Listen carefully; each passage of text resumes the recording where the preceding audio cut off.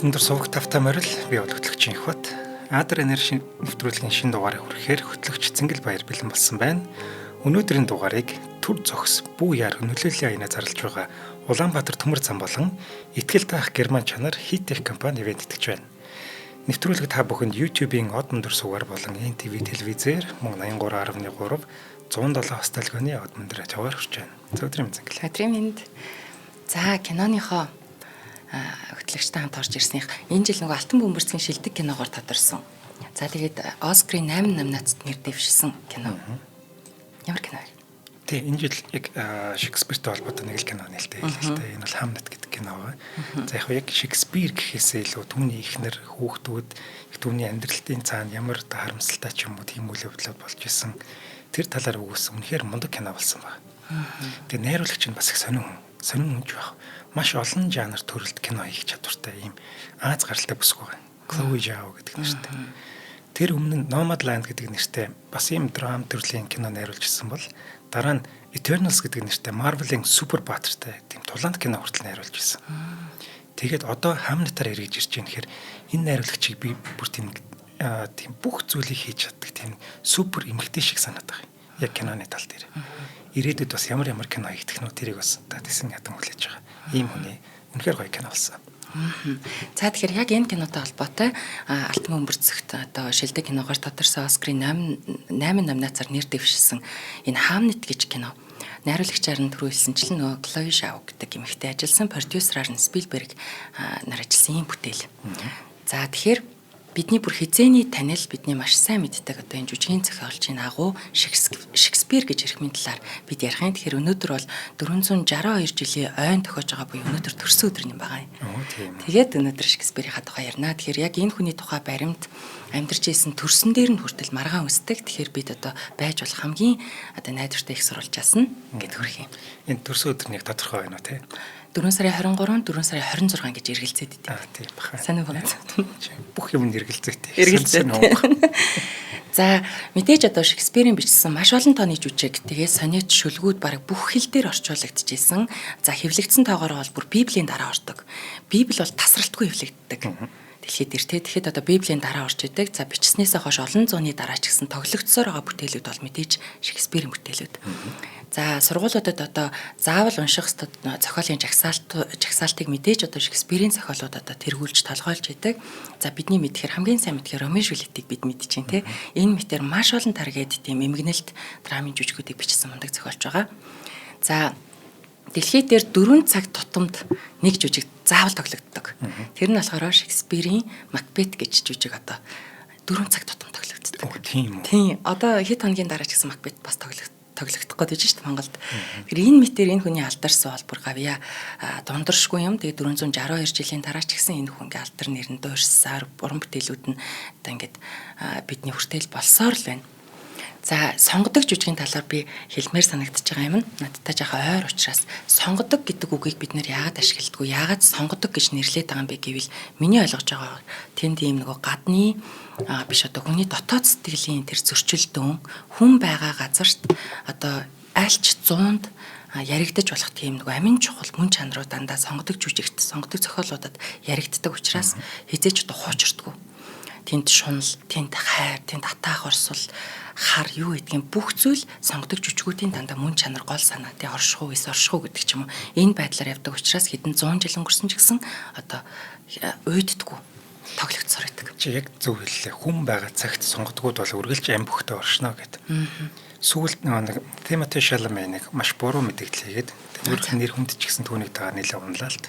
Тэрээр юу гэж хэлсэн гэхээр энэ сонгодгууд за тэр дундаа дөөр балет ч гэдэг юм уу. Энэ бол сунж байгаа урлагаа гэд хэлчихгүй юу. Тэгээд ийш одоо хүмүүс ошуурхаа байсан энд тоглохыг ч бодоо би нэг бодохгүй байх ч билүү тиймэрхүү утга санаатай юм хэлсэн.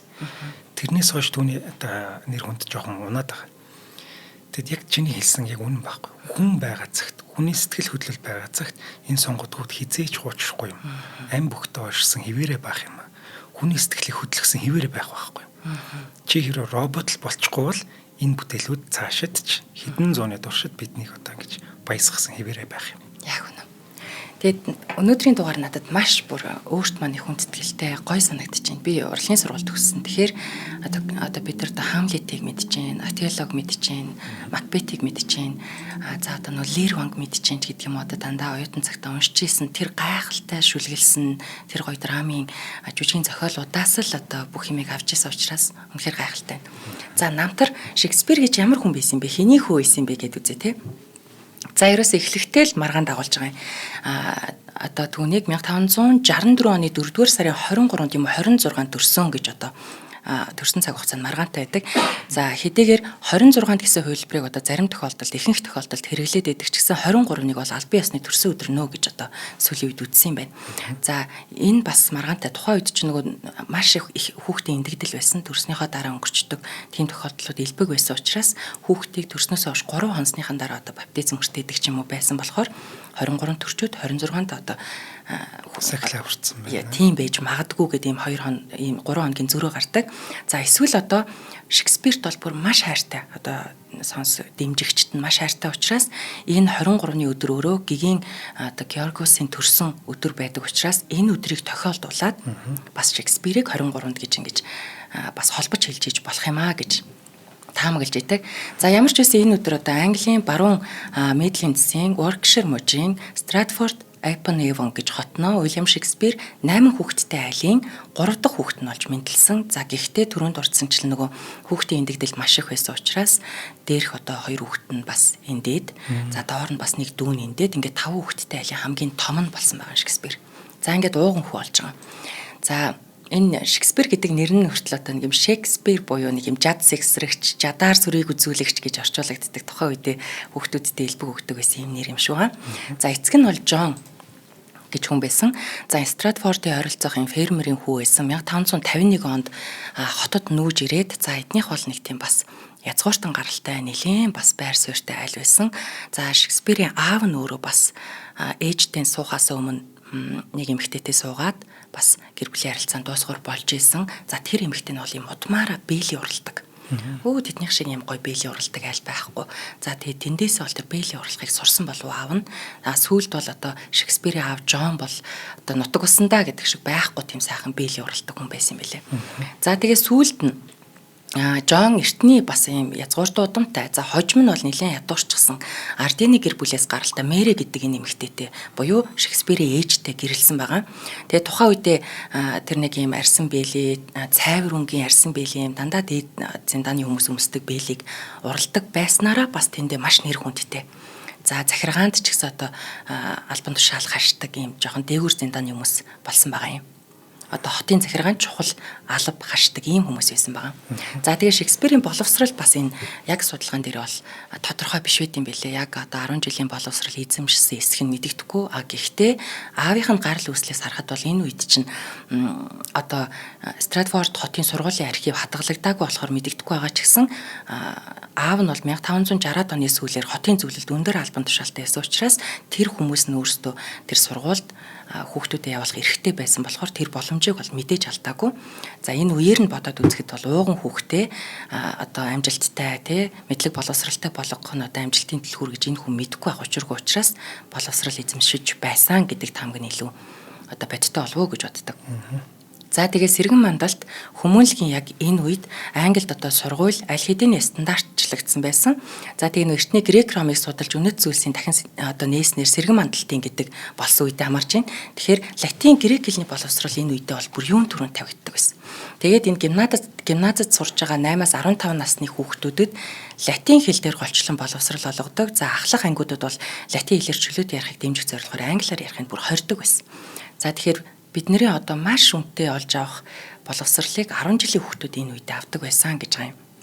Ахлах ангийн сурагчид нэг юм элтгэх ур чадвараа дээшлүүлэхийн тулд сонгодог бүтээлүүдийг дуурайн үргэлжилсэн үгийн зохиол тэрж байтугай одоо шүлэг зохиогоод олон нийтэд ингэж бүгдээрээ тайлан маягаар уншиж сонирхуулах. За тэгээд ам мэтгэлцээнд маш их оролцох хүүхдүүдийн дунд тийм агиох зохиогддог. Хилцүүлэг хийдэг.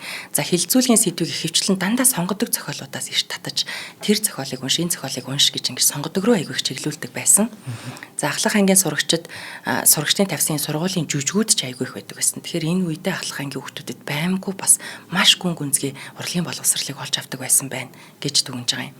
За сонгодог зохиолуудыг олон жил уншсанаар энэ хөвгүүд бол одоо эртний грек Ром уран зохиолын шилдэг бүтээлүүдтэй гүн танилцаад утга зохиолын онол шүүмжийн үндсийг одоо эзэмшдэг. Шүүмжлэн гэдэг бас их гүн гүнзгий гоё ойлголт байлээ шүү. Тэр ч одоо дандаа шүүмжлэн гэхээр л юмэг болохгүй байх бүтэхгүй байх гэдэг шүү дээ. Тэгэхээр онлын мэддэг, бүх юмыг мэддэг хүн одоо шүүмжил их сайн байснараа одоо бүтээлүүдийн чанар маш их сайжирдаг. Ингээ хоорондоо мэтгэлцэж чаддаг ийм боловсрогчнууд энд үүсчихсэн байгаа. Энд чинь одоо хоёлаа 16 дугаар зууны яриад байгаа шүү дээ. Харин тийм. Тэнгүүд шүүмж тэнцээ аль хэдийн учраа олцсон. Одоо тэр урлагийн бүтээл өвдөгч гэдэг юм уу сайжруулаад хөгжиختөн тус нэмэр болоод явцсан энэ муу юу байгаа. Тийм. 8-аас 15 насны хүүхдүүд нэм болсон байсан. Тийм. Тэнгүүд манад одоо болтол энэ соёл хөгжөг бол байгаа. Тийм. Шүүмж бичиж гэн гэдэг нь муулаад идэх ч юм уу тийм биш. Одоо зарим магтах юм магтаад энэ дээрээ алдаа байна. Энийн засыг үл засаад ингээд бүгдийн үннээр нь өчөх хэвээр ийм одоо юу гэх юм бэ? Мэргэжлийн хүн тийм яг үнэ. Тэнгүүд одоо манайх яг хувийн үзмжээр. За магтах нэгийг бүр тултал нь магтаад бүр үнэхээр болохгүй байж үчигчнийг магтдаг ч юм уу. Үнэхээр гой болцоо байгаа юм шүүмжилдэг ч юм уу. Хувийн ашиг сонирхлоор. Тийм. Гэхдээ ихэвчлэн ер нь магтах нь дийлэнх байгаа. Тэгээ тэрийг олон нийт уншдаг. За тэрийг уншсан нөгөө нэг одоо уран бүтээлч итгээд байна шүү дээ. Тэр нь энэ яг үний юм байна гэж ботчдаг. Тэр хамгийн аимшигтай мөхөлтэй бүр. Тийм. Тэгээд хөгжих ямар ч сэтэл байхгүй, сонирхол байхгүй болж. Шүүмж сонсож чадахгүй одоо дутагдлаа одоо онлын үднээс тэр мэрэгжлийн хүний нүдээр хараад зөв дүгнж байгааг нь өөртөө тусгаж авч чадахгүй байгаа байхгүй юу? Яг тийм. За энд бол 15-аас 8-аас 15 насны хүүхдүүд нь ийм одоо чадварт суралцсан байжээ. Ер нь товчхондоо бол тухайн үеийн Англи ерөнхий боловсролын сургуулийг одоо хичээнгүйлэн маш сайн төгссөн одоо тийм хүүхэд бол орчин үеийн хүмүүлийн чиглэлээр төгссөн төгсөгчүүдтэй харьцуулахуйц өргөн мэдлэг эзэмшээд за театрын карьерт хамгийн тохиромжтой бэлтгэлийг хангасан байдгаа гэж үзэж болохоор байгаа. За тэгээ Шекспир хэдийд нь яг театрт дурлаад те энэ олон жил нэрээд дуурсгах ийм алдар гавьяаны эзэн болов гэж бодохоор энэ Стратфорд гэж одоо энэ амьдарч байсан газар нэм ирж тоглолт юм хэрмэлж үжигчд байсан байгаа. Тэд нар нь болохоор ингээ яваал дандаа нэр нөлөө бүхий хүмүүст тоглолтоо толилуулдаг тийм хэрмэлж үжигчд байсан.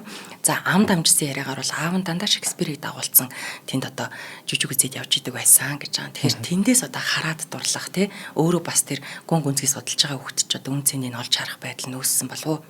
За зарим одоо Шекспир намтар судлаачид үзэж байгаагаар бол жүжигчин болохоос өмнө энэ бол хэсэг хугацаанд Шекспир багшаар ажиллаж байсан гэдэг таамаг яриа байдаг. За энийг бас жүжигүүдийнхэн зохиолоос бас харж болдог. Энэ дээр одоо Виндзорын хөгжилтэй эхнэрүүд гэж жүжигийнхэн нэг тийм нэг юм 10 жилийн хүүхд ингээ гудамжинд явж хагаад латин хэлний шалгалт бүр өхөөс өөр аргагүй болдог нэг хэсэг гардаг байхгүй. Тэрэн дээр бол тэр багшийн хандлага, сурагчийн хандлага, тэр хоорондын харилцааны тэр одоо нюансыг айгүй гоё барьсан тийм хэсэг гардаг. Тэгэхээр энэ бол энэ хүн багшилж байсан байна ч гэдэг юм уу. Энэ яриа нь бүр хоргой хоосон яриа биш нь жүжигийн зохиол дээрээс харагдчихээн гэж бас үздэг. За багшлах болсон гэдгийг хүмүүс бас ингэж ярьдаг. За энэ хүн бол гэр бүл нь маш их доройтсон, ядуурсан, аав нь маш их үр зээлд орсон. Тийм учраас Шекспир одоо бас хэсэг хугацаанд багшилсан болов уу? Тэрнээс энэ ч одоо театрт дурлцаад байгаа хөх тахгүй юу уг нь. За энэ дээр одоо бас маш гонигтай төвхөд яригдана. Бидний бүр огттой мэдэхгүй. Энэ багшлах болсон гэдэг нь ийм юм байлээ. Аав нь болохоор тэр үедээ нөгөө өвлөөд авчихсан тэр айгу фермтэй, газартай, за бүр тэгж яривал бүр түрээсэлдэг байшин савтай, за тийм амжилттай бизнестэй тийм эрхэн байсан. Биелэгч юу юм бэ? Тийм, яг тийм байсан. Тэг эхнэр нь ч гэсэн боломжийн байсан. За сүүлдээ хэцүү байдалд орон гутлаа нөгөө эхнэрийн гэрлэхтэй авчирсан бил бэнчин байгаа. Тэд нар бүгд дууссан. За тэгээд тэр Стратфордын ойролцоох фермээ хамаатан садандаа өгөөд түрээслэхээр худалдаж авсан байсан бүх байшин газраа аав нь алдсан байгаа юм.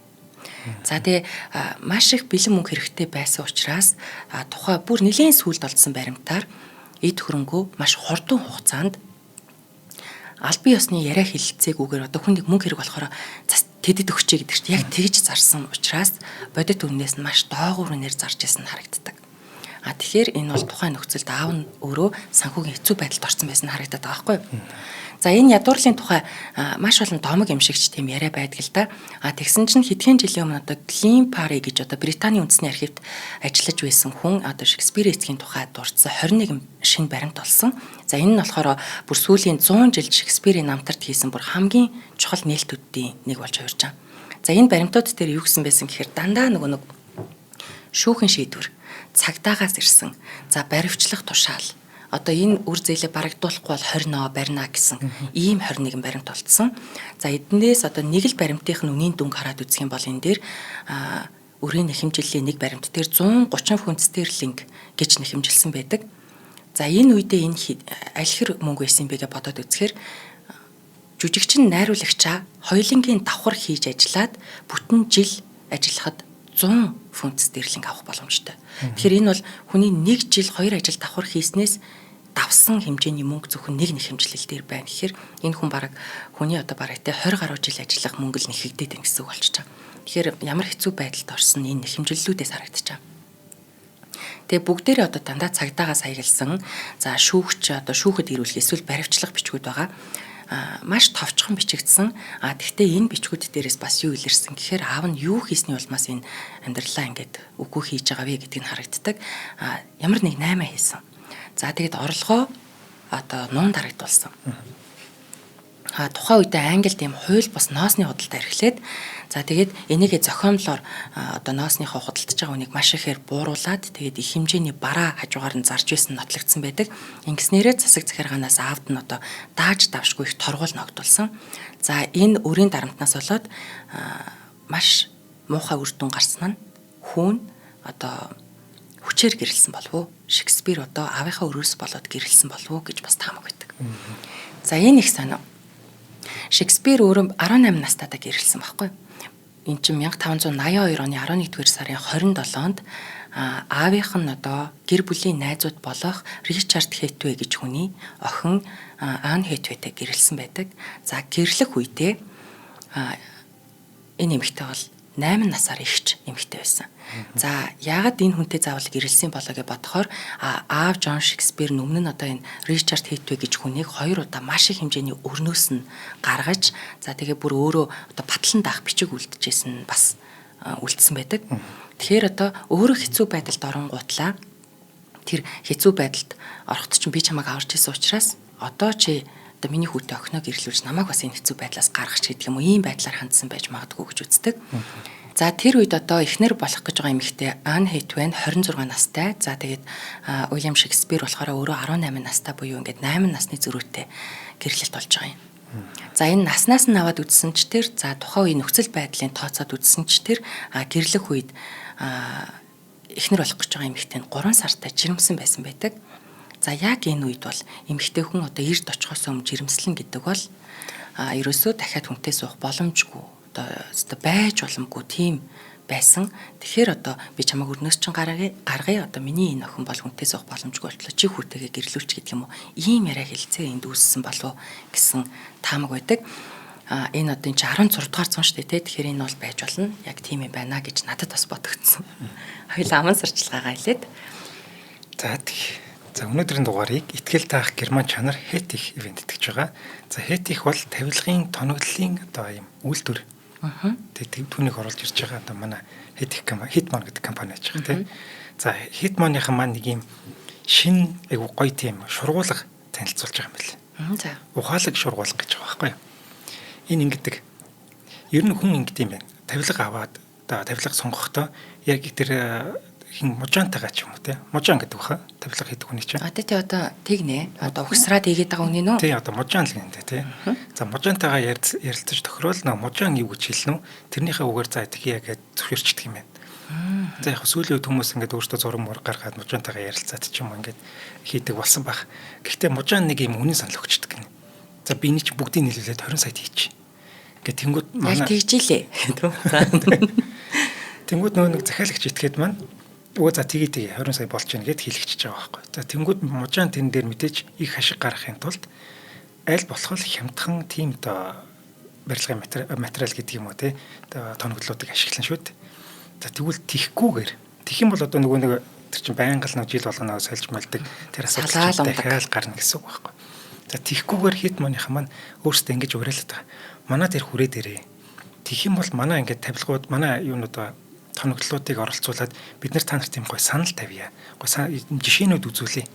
Тэгээ энийг харж байгаа та нар өөрсдөө тавилгыг өөрсдөө ингэж хараад тэгээд хийгээч гэдэг юм санал тавиад байгаа байхгүй.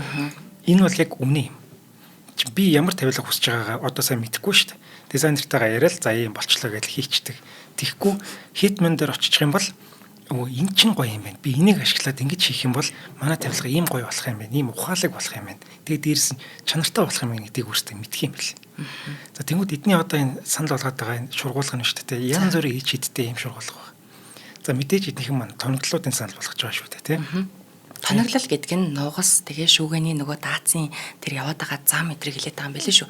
Гой ганган наалт биш шүү. Тийм. Яг энэ чинь бүр янз янзын би зөвхөн тэр хоёр гэж ойлгоод ч үгүй заяа. Тийм үү. За байж байна.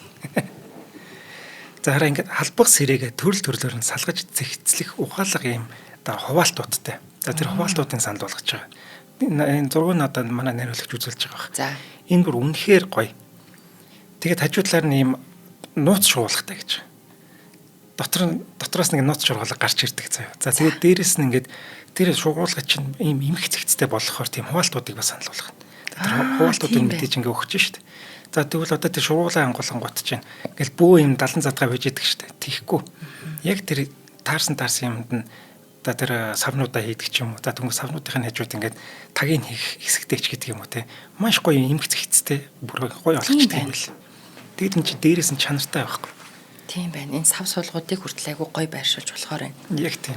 Ийм гоё шургуулгуудын гоё шийдлүүдийг санал болгоод байгаа юм. Харин тийм. За одоо нөгөө нэг энэ шүүгэнүүд амархан замаасаа гажаад хаахад хэцүү болоод байдаг чинь өөрөө тэр бид даацыг хэтрүүлж ашигласнаас болоод идэг. Тэгэхээр харагдаж байгаа овор хэмжээнд бага боловчийг даацаа ихсгэж болно. Тэгэхээр эднийхээс одоо тэр даацын замаа одоо өөрсдөө сонгоод авах боломжтой. Тэгэх юм бол тэр хэтрүүлэн хэрэглэнэ гэж байхгүй амар өндөр даацтай байж болт юм билээ шүү дээ. Тийм. Дээр нь хүн зөксөж гар болохоор юм билээ. Харин яг үнэ. Тэгээ дээрэс нь чинь гоё мат хоолгонууд бас санал болгож байгаа. Тэр нь яадаг вэ гэхээр дотор нь саваа ихээр дуугарахгүй. Дуу чимээ багтаа гэсэн үг.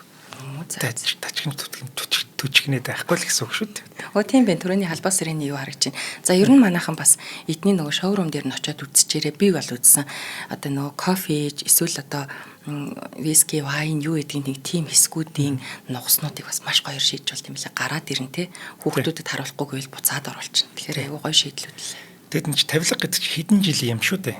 Тийм учраас өөртөө яваад гоё дизайнераа дагуулад, можонаа дагуулад тэгээд заавал ийшээ очиж үзээд тэгээд хэлчих юм бол одоо эднийг чи ядж байгаа чанартай учраас 20-30 жилдээ л дахиж тоног авахгүй гэсэн үг шүү дээ. Яг үнэ. Тийм болохоор заавал ажил болгоод ийшээ очиж үзээрэй гэж санал болгож байна. За эднийх маань хаан холд өрг дизайн центрлын 2 давхарт байрлаж байгаа. Энэ болохоор ТЭЦ 3-ын яг тэр 4 замынхын болонд байрладаг. За 77 тиг 4 5 6 99-9 тэг 4 5 6 гэдэг дугаарыг утсаар тэдэнтэй холбогдож болох нэ. За баярлалаа. За баярлалаа. За ингээд Шекспир маань одоо яалтчгүй аавынхаа өрнөөс болоод хүчээр хүнтэй гэрэлсэн нь одоо ер нь ойлгомжтой болсон. За Уильям Ан хоёрын хурим Элизабетийн үеийн тэр Английн жишгтэй харьцуулахад нэлээд өвөрмөц байсан. За хурмын ёслолыг Джон Фред гэдэг одоо санваарт үйлдсэн байдаг. 1586 онд бичигдэж үйлдсэн одоо сүмийнхний дүгнэлтээр бол энэ шашны хувьд найдвартай хүн биш байсан гэж одоо энэ одоо хурмын ёслолыг үйлдсэн тэр санваартны хүртэл дүгнсэн байдаг. За эндээс бас харахад маш хурдан болсон хурмын ёслол. Энд дээр ч одоо төсөөллөөр бол инх бата та тхийг зөвшөөрч байна уу ч гэдэг юм уу энэ тунхаглаж хэлдэг үгийг хурим болгон дээр 3 удаа зарлж хэлдэг. Тэгсэн энэ дээр бол 1 удаа хэлээл шууд баталсан. Яаруу санд руу нэг юм болсон байгаа. Одоо хурмын зарыг гэх юм уу ганцхан удаа уншсан байгаа. Дээрэс нь одоо энэ хурим болсны дараа энэ хуримд оролцохын тулд Шекспир өөрөө насан туршийг тооцогдчихсэн. Тэгэхээр том хүнээр батлан даалгах хэрэгтэй болсон байгаа даа. Аваагаа дагуулад ирээ гэдэг шиг.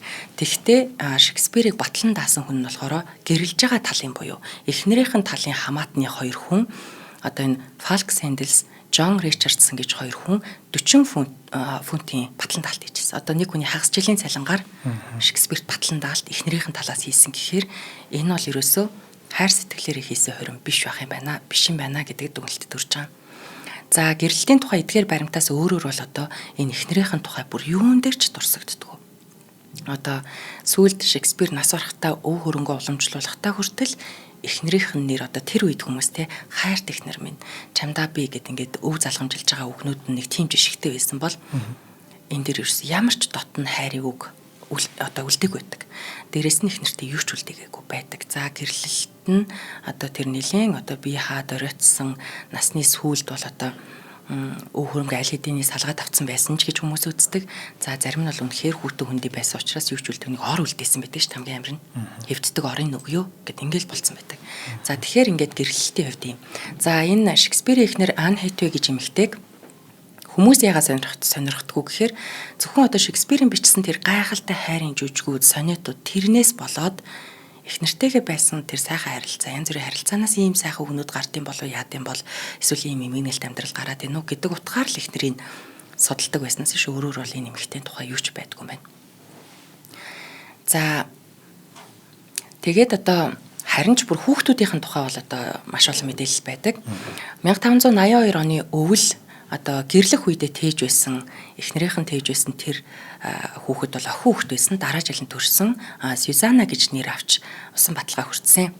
За 2 жилийн дараа одоо ихэр хүүхэдүүд төрсэн байдаг. Тэгээд Хамнет Шүдит гэд нэртэй юм эрэгтэй эмэгтэй хоёр ихэр хөөрхөн хүүхэдтэй болсон. За ингээ 3 хүүхэдтэй айл болж байгаа юм. За маш харамсалтай нь бол одоо Хамнет гэж хүн 1596 онд Англид гарсан тарган тахлын үеэр 11 настайдаа нас орсон байдаг. За энэ эмгэнэлт явдлыг хожим одоо Шекспир өөрийнхөө Хамлет бүтээлдээ тусгасан гэж судлаачид үздэг. Тийм надад их бодтой санагдсан. Яагаад гэвэл энэ Хамлет бүтээлдээ болохоор хүүгээ нас орсноор биш Хамлеттай болохоор хүүгээ нас орсноор биш аав нь өөрөө нас ороод хүн ингээд аавынхаа сүнстэй яриад өөрийнх нь гүйцэлдүүлж чадаагүй юм уу гүйцэлдүүлэх гээд ингээд өшөө аваад байгаа байдлаар Хамлет жүжиг өрнөдөг штеп. Тэгэхээр одоо түрүүний нэвтрүүлгийн ихэнд дурдсан Хамнет киноч гэсэн одоо энэ кино хэрхэн бүтсэн тухай сэтгэл хөдлөл гаргасан. Тэгээд энэ олон шагналыг хүртэхэд бас энэ гайхалтай зохиол нөлөөлсөн болов. Тэгэхээр ингээд амьдрал дээр хүн аягүй олон юм алддаг эцэг гэхээ те найз нөхдөө хань ижлээ алддаг. Гэхдээ хамгийн одоо хэрвээ тэр аимшигтай хэцүү зүйлсийг одоо жагсааж болдог бол үр хөвгтэй алд хамгийн хэцүү баг. Ер нь хүнд тэр юу бодогдох вэ гэхээр би оронд нөхчихгүй яваа гэж бараг эцэг их болгон бодох байхаа. Тэгээ Шекспир надад энэ Хамлет гэж жүжигтэй өөрийгөө өхүүлээд хүүгээ амьд үлдээж байгаагаар бичсэн болов уу гэж бас бодогдсон. За Шекспир театртай холбогдсон тухайд бол мэдээж одоо гэр бүлийнхэн хувьд уур амьсгалд маш хэцүү байсан үе. Тэгээд одоо жинхэнэ агуу зохиолч Уильямыг бүтээх энэ амьдралынх нь эргэлтийн цэг энд байсан болов уу? Тэр аав эд хөрөнгөө алдаагүй байсан бол тэ удам залгсан баян айлын тийм угсаатан гаралтай хүү хэвээрээ үлдээд тухтай сайхан амьдрах байсан баг. За харин энэ хэцүү зүйлс тохиолдсноор Шекспир одоо өөрөө хин юм бэ? Орших юм уу, оршихгүй юм уу? Амьдрах юм уу, үгүй юм уу гэж одоо өөрийнхөө хүчээр амьдрах энэ хатуу сорилт ирсэн. За тэгээд сорилттай айгүй хэцүүгээр ирсэн. Тэгээд энэ үед одоо Шекспирийн жинхэнэ дотоод хүчин чадал одоо гарч энэ гайхалтай эрхмийг бүтээсэн байхаа гэж бодож байна. За тэгээд тайзан дээр жүжиглдэг байсан бол одоо Шекспирийг тайзан дээр жүжиглдэг байсан гэсэн бас дам яриа байдаг. Энэ бол эргэлзэх юмгүй 1595 оны 3 дугаар сарын хааны сангийн сайдын тайланд Шекспирийн одоо нэр тэмдэглэгдсэн байдаг. Энэ нь болохоор Зул сарын баярын үеэр Ордонд 2 жүжиг тоглосны төлөө Лорд Чемберлений компани төлсөн 20 фунт стерлингийн жагсаалтад тэрний нэрийг оруулсан байдаг. Тэгэхээр энд одоо олон жүжигчид байгаа шүү дээ тайзан дээр янз бүрийн маасанд энэ төргээл. Тэгэхээр эндээс ямар жүжигчдийн нэрийг оруулдаг гэсэн зөвхөн 3-ыг оруулдаг байсан. Тэгээд хамгийн мундаг одоо гол рольд тоглосон тийм рейтинг өндөртэй 3 жүжигчний нэр бичигдээд араас нь төлбөр тооцоо хийсэн баримт үлдэгддэг байсан юм л да. Тэгэхээр энд бол Шекспирийн нэр дурддагдсан байна гэдэг бол бас нэлээд тод рольд тоглож исэн байгаа юм. За ингээд Шекспирийн нэр Энедмийн жүжигчин энэ Уилл Кэмп болон эмгэнэлт дүрийг бүр гайхалтай бүтээдэг байсан Ричард Бербэж нарын нэрний дунд нь бичигдсэн байгаа. Тэгэхээр энэ хүн болж жүжиглдэг байжээ, тайзан дээр гардаг байжээ гэж баталж байгаа юм. За бүр хожимч гэсэн тайзан дээр гарч жүжиглснээр байсныг одоо энэ Бен Джонсны 2 жүжигийн зохиолын номноос харж болдог. За энэ бот дээр тэр бүх жүжигчдийн нэрийг ингээд одоо киноны дараа дууруулсан жүжигчд Simple Ma гэдэг ингээд байдаг шүү дээ. Тэрэн шиг ингээд бүх жүжигчд явхад хамгийн дээдлэлт нь Шекспирийн нэр байдаг. Гол дүр гэсэн үг шүү дээ. Тийм. Тэгэхээр маш гол ролд байсан нь ингээд харагддаг. Одоо нөгөө маш олон жилийн өмнөх түүх ярьж байгаа учраас өстой юм шиг байна лээ л гэж ярих юм бэлээ. За тэгвэл одоо Шекспир хэдийд нь одоо энэ гайхалтай жүжигийн зохиолуудыг бичдэг байсан болоо гэдэг асуулт гарч ирж байгаа. За хэл ивэн тэтгэгчийн дараа. За. За өнөөдрийн дугаарыг маань Улаанбаатар төмөр зам ивент тэтгэж байгаа. За Улаанбаатар төмөр зам нь олон улсын төмөр замын холбоонд элсэж ороод 2013 оноос эхлээд олон улсын гармын мэдлэг дэвшлүүлгүүдийг тэмдэглэж өнгөрүүлж эхэлсэн юм байна. За ингэхдээ төмөр замын гарам дээр гарч байгаа осол зөрчлийг бууруулах зорилгоор тээврийн хэрэгслийн жолооч явган зорчигчдод хандсан сургалт сурталчилгаа зохион байгуулсаар ирсэн юм байна. За учир нь галт тэрэгний яаралтай торомс хийсэн тохиолдол бүрийн цаана энэ одоо маш их зардал гарч идэг. Яаралтай торомс уу? За. Чинд уг нь яг урсгалаараа ингэж явсаар байгаад өртөн дээрээ очих хэрэгтэй шүү дээ. Гэтэл замд нэг саад гарлаа гэх чинь за жишээл 20 вагонтой 20 чиргүүлтэй толгой байлаа гэж бодъё л да. Тэгвэл тэр 20 чиргүүлийг дахиж хөдлөх гэж маш их зардал гардаг байхгүй. Тэгээд ямар ч шаардлагагүй зардал гараад байна гэсэн үг байхгүй. Энэ зүгээр л хүмүүс яадаг гэхээр галт тэрэг ирж чинь би энэгээр гяс амжаад гарчих юм байна гэд тэгээд гарчдаг. Тэрэн дээр галт тэрэгний одоо машинист биш үү? Тэн дээр заавал зогсох ёстой. Чин хүн мөргөд алчвал яах. Ийм жишээ нэг зөндөө байгаа шүү дээ. Зөндөө галт тэрэгэн дайруулсан гэж би гайхаад байдаг. Яаж дайруулад идэх юм? Тэндээс галт тэрэг ирж байгаа бол та тэн чинь хүлээх ёстой шүү дээ. Галт тэрэгэнд мөргүүлээд та үхнүүлэх гэсэн шүү дээ. Тэр чинь амжиж гарна гэж найдвараа тийм дими юм найдад хэрэггүй байхгүй. Тийм шүү дээ. Энийг манай Улаанбаатар төмөр замынхан маань анхааруулж сэрэмжлүүлж хэлэх гээд байгаа. За та ингээм амжиж гарчдаг юм байж. Таныг амжиж гарна гэдэг чинь тэр машинист мэдэхгүй. Тэг амжиж гарахгүй бол яах ингээд тэр хүн тоормзаа мэдээж гიშгэж татаж таарна шүү дээ. Ослын нөгөө юу гэдэг лээ тэрийг яах нь шүү дээ. Тэгнь. Тэгээд энэс болоод таны тэр зүгээр нэг одоо 30 секунд хүлээгээгүй тэр одоо байдлаас чинь болоод тэн чинь маш их зардал гарч тэн жолооч машинист нь таны амийг бүрлэгчихгүй гэдэг тийм айцтай байж байна. Энд чинь маш олон цаана сөрүүгээр давар яваад байгаа байхгүй. Тийм учраас ер нь галт тэрэгнээс айж явцгаа. Ингэж хэлэх юм уу яах юм нэрээ. Тийм ээ. Ямар запас амттай биш тий. Тийм энэ чинь зүгээр л энгийн л ойлголт шүү дээ тий. Энийг та бүхэн маань ойлгоод жон хүлээцтэй байгаад галт тэрэгний одоо зам дээр маш тийм аюул болгоомжтой оролцоорой гэж та хүсгээд байгаа. Яг үнэ. Энд чинь нөгөө нэг юу штэ. Орон нутаг дотроо ч юм уу Улаанбаатар хот дотор Монгол улс дотор яваад байгаа биш энэ чинь гадаад янз бүрийн худалдаа тээвэр 9 шид юм явж байгаа. Тэнд бид бас цаг нараа бүртгүүлж хариуцлагатай ажиллах үүрэгтэй байхад энэ ослын зогсолт болгон маш их шатхуун. Дээрээс нь маш их цаг алдаж байгаа.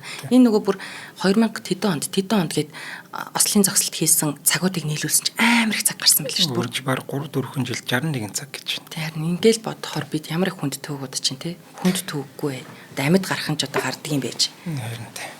За ингээд ер нь болгоомжтой аюулгүй зорч цоогоорой гэж төвөөрөлмөр. Төр зогс бүү яар. Тий. Тэгээд тэр гармуудын хаалт энэ төр байдаг шүү дээ. Тэрийг маш сайн харцгааж байгаарай. Одоо энэ шинэ хаалтууд байдаг болсон шүү дээ. Ороос ингэж нэгдэж мэгддэг. Тийш ингээд босоод ирдэг. Тий. Тэр ч одоо жолооны сургалтын дээр зааж байгаа байлгүй. Тэр мэрийг маш сайн суралцаарай тийм ээ. За баярлалаа.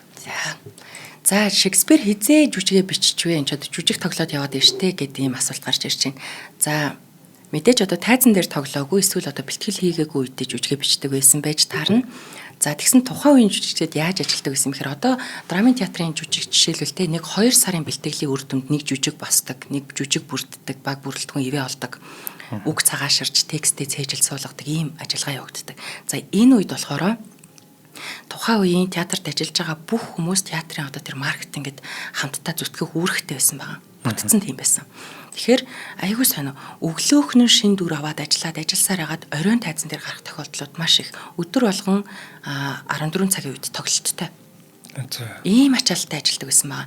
Найруулагч өөрөө жүжигэн дундаа тайзан дундаа жүжигчдтэйгээ яг найз нөхөд шиг ингээд явж явах тохиолдлууд бол ерөөсөө хэвэн байсан. Одоо бид найруулагчийг жоох өөрөөр хараад идэх шүү дээ. Тийм биш. Ерөөсөө яг л тэр дунд буцлаа явж идэг байсан ийм үе байгаа юм. Тэгэхээр Шекспир тайзан дээр байгаа. Тэгээ жүжигч өөрөө зохиолын бичсэн жүжиг дээр ажиллаж байгаа учраас тэ жүжигчдийг чи ингэ шүү чиглэлээ өгж байгаа. Шөнө орон цагаар ерөөсө бүх хүн амарсан унтсан тэр үед л Шекспир зохиолоо бичдэг байсан маа. За жүжигийн зохиолчийн үед төрүүлсэнчлэн нөгөө жүжиг тоглох жүжигчдтэйгээ нягт холбоотой байх зайлшгүй шаардлага байдаг байсан. Шекспир шинэ жүжигийг тайзан дээр хэрхэн тохируулж найруулах. За энэ тал дээр бол маш сайн ойлголттой бол жүжигчин найзуудынхаа чадвар тэр байтугай бүр бие бялдрын хөгжилд нь тохируулж дүрээ бичдэг байсан нь тэр оновчтой өгсөн дүрээ сонгож байгаа сонголтуудаас нь харагддаг. Эмгэнэлт түүхэн жүжигүүдийн гол дөрүүд болох одоо 3 дугаар Ричард, Ромео, Хамлет, Лир Ванга театрынхаа Ричард Бербежэд зориулж бүтээсэн яв цав таарсан байдаг.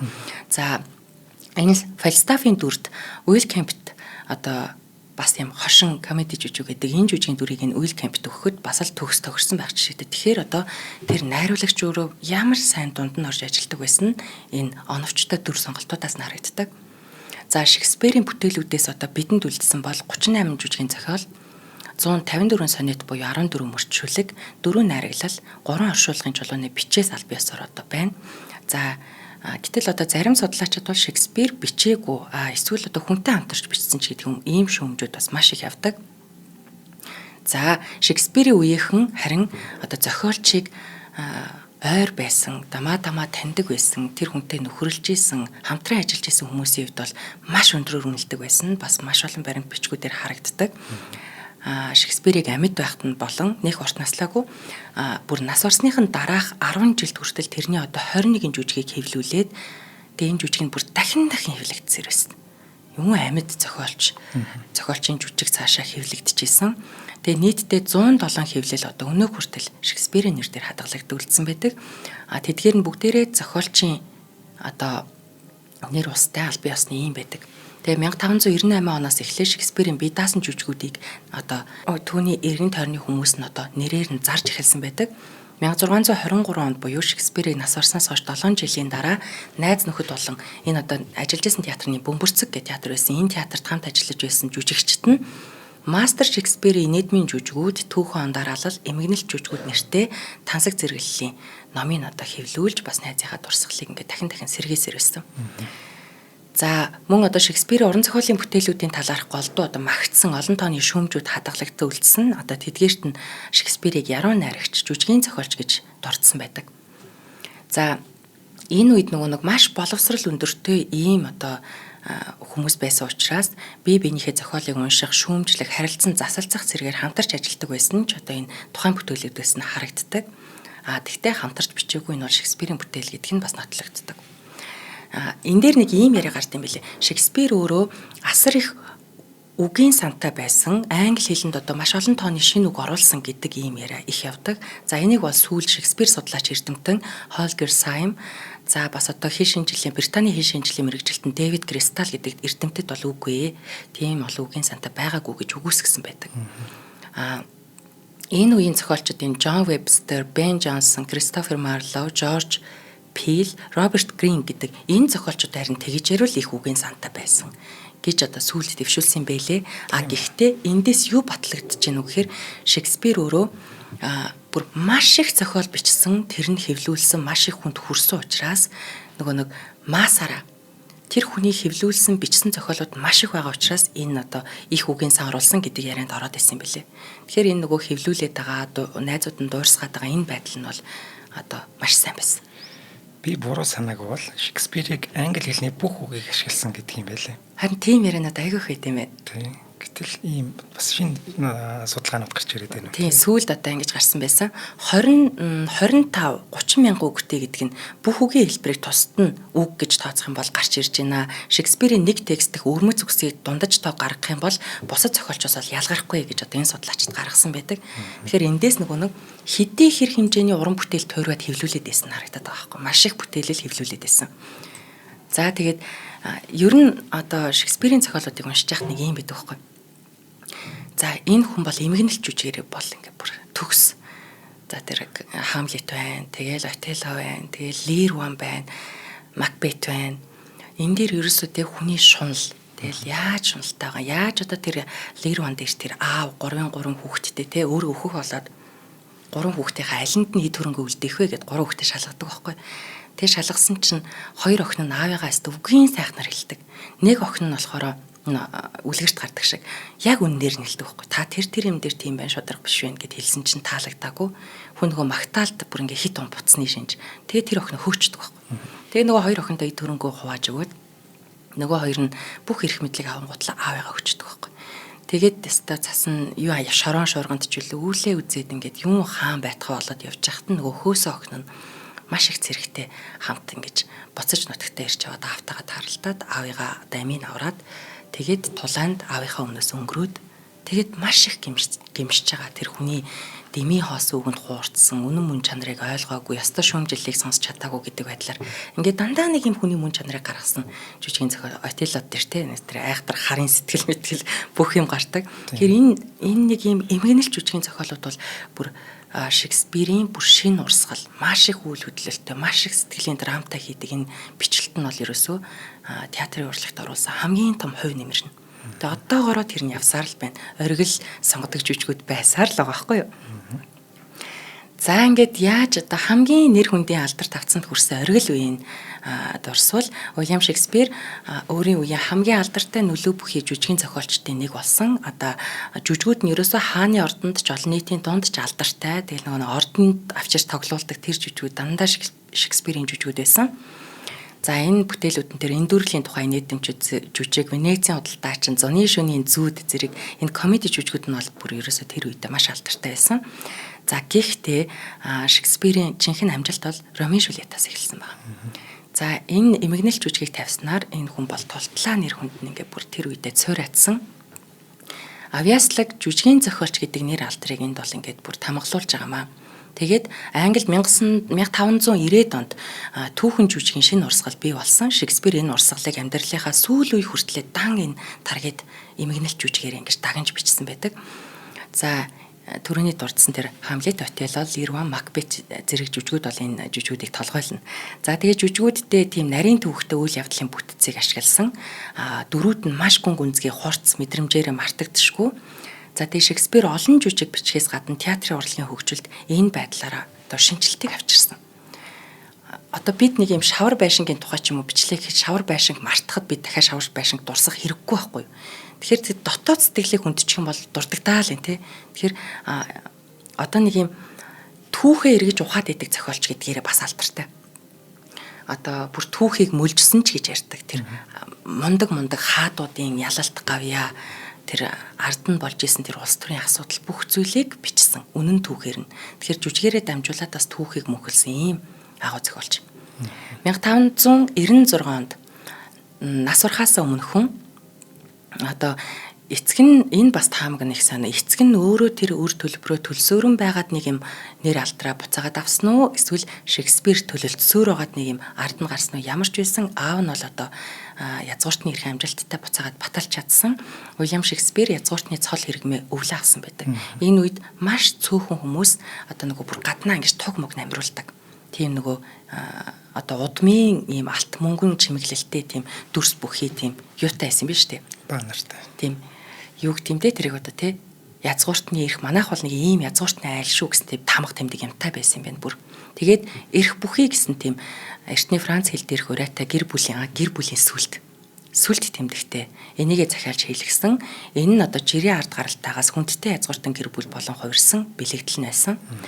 За 1597 оны 5 дугаар сар Шекспир тэр Стратфорд апон Эвон гэж хотынхоо 2 дахь том хар шолго одоо гаднаа бүр ингээм 5 тал дээвэртэй 10 задгаа зуухтай 2 амбаартай 2 цэцэрлэгтэй 2 жимсний талбайтай ийм одоо маш гоё орд харшийг 120 фунт стерлингээр худалдаж авч байсан. За хэдийгээр одоо Английн сэргэн мандалтын жинхэнэ оргил үеийн хатан хаан Элизабетийн энэ 45 жилийн хаанчлалын үе болох 58-аас 1603 оны хооронд тохиолсон ч гэсэн одоо Шекспирийг Элизабетийн үеийн гэж одоо ингэж хүмүүс шүтэн бишрэгчд нь ярих дуртай. Яг үүндээ бол энд хамаарлаггүй юм байлээ. Элизабетийн дараа буюу тэр 1-р Джеймс хаанд Шекспир илүү хамаарна. Тэгээд Джеймс хаан ч өөрөө нэг Шотландын хатан Мария Стюартийн хүү. Тэгээд өөрөө жоохон тийм нэр хүнд муутай. Гэхдээ театрт маш хайртай. Энэ үед одоо хаан эрх мэдлээ аван гутлаа л одоо тэр театрыг илүү сэргээж ордондоо авчирч тоглуулах дэмжих байдлаар маш их оролцсон хаан нүг нь бол Джеймс. Тэгээд нэр хүнд муутай учраас одоо Элизабетийн үе рүү шүтэн бишрэгчд нь хамруулж Шекспирийг ярьдаг. За энэ бол яг хөө тийм биш юм байлээ. Джеймсийн үед хамаард юм байлээ гэдгийг нас дуртай. За тэгээд энэ нэг юм сул дорой эрх дураараа тэг бэлгийн бол улс төрийн нэг тийм дан нэр хүнд нь буруу юм руу яваад идэл ийм хаан байсан гэж бас дурсагдаад бичсэн байт юм байна. За энэ агуу зохиолч маань хэдийд яаж бас амьдралын төгссөн болоо гэж үзсэн чинь өөрийнхөө төрсөн өдрөөр өнгөрсөн байдаг.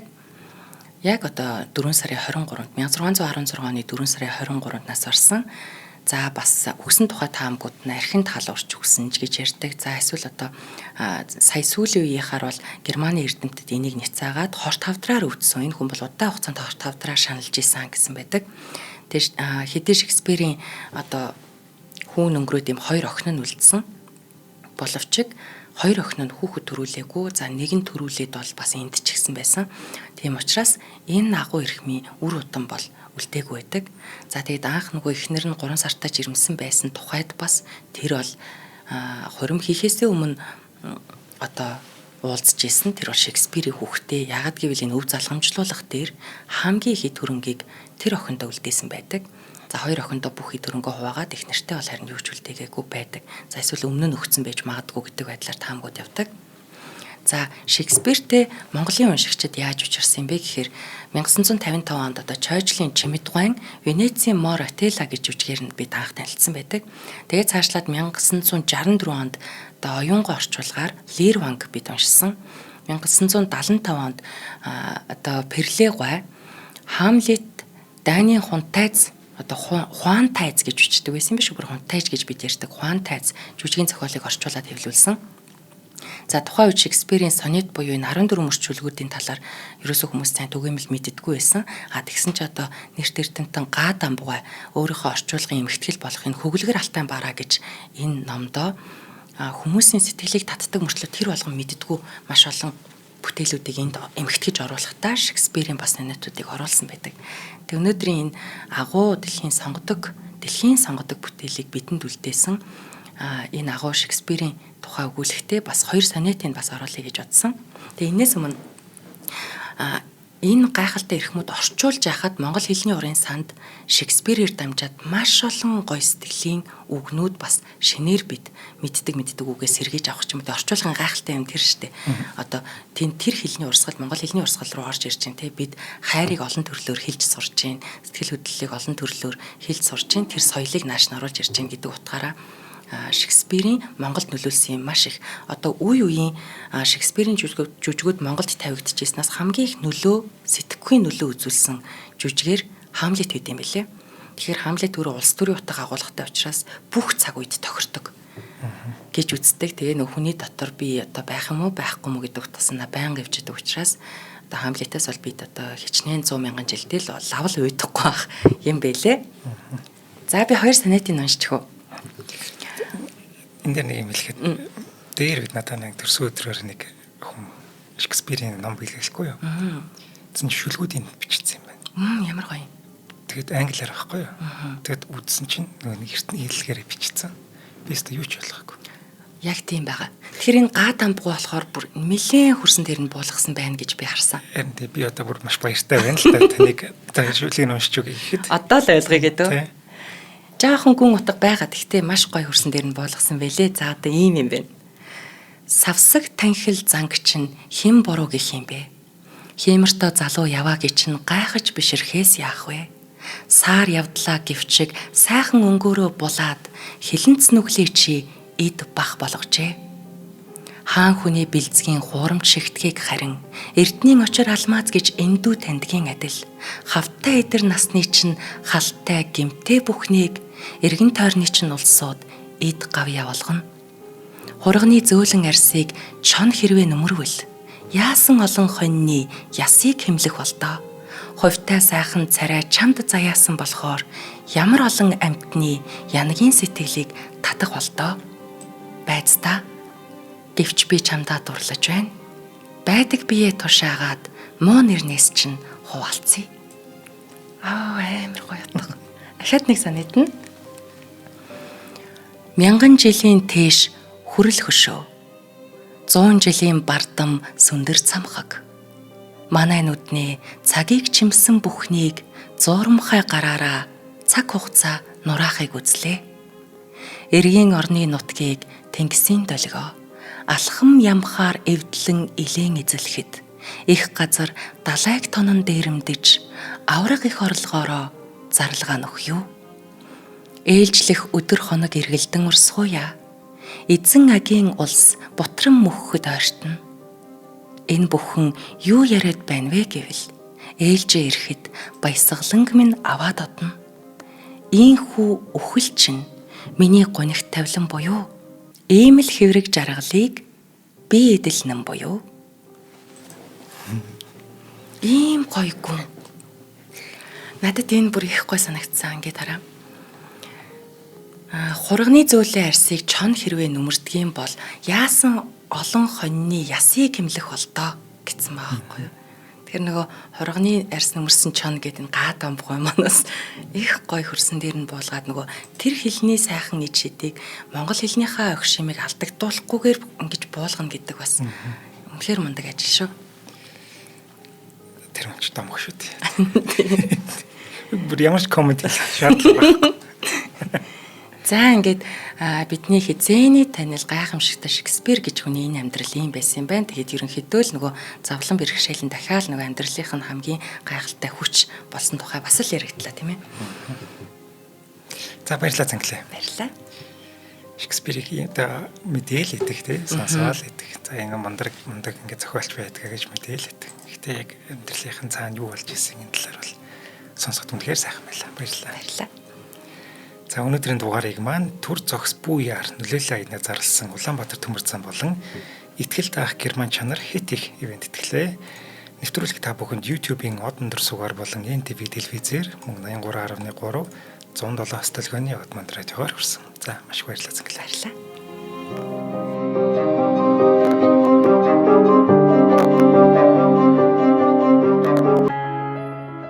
Нэвтрүүлгийг хүлээн авсан Нарны аймгийн монголчуудаа баярлалаа. Од мөндөр сувг нь энэ мэдчлэн таны мэдхүү мянган нэвтрүүлгийг 2026 оны 7 сарын 1 хүртэл та бүхэндээ хүргэх юм. Их хэлээрээ шинжлэх ухаан танин мэдхүүг түгээхийн үлсэд нэгтгэх хүсвэл та бидэнд хандив өгөх боломжтой. Жилдээ ганцхан удаа 100,000 төгрөгөөр биднийг дэмжснээр шинжлэх ухаан танин мэдхүйг түгээх энэ үйл хэрэг амжилттай үргэлжлэх юм. Од мөндөр нэр дээрх Худалдаа өвчлийн банкны дансага 4191 Тэг 4 518. Та 100,000 төгрөгөө шилжүүлэхдээ гүйлгээний утга дээр нь өөрийн нэр болон утасны дугаараа заавал бичээрэй. 100,000 төгрөг хандалснаар Од мөндөр сувгийн алтан гишүүн болох юм а. Шинжлэх ухаан танин мэдхгүй Монголд ялах болтугай.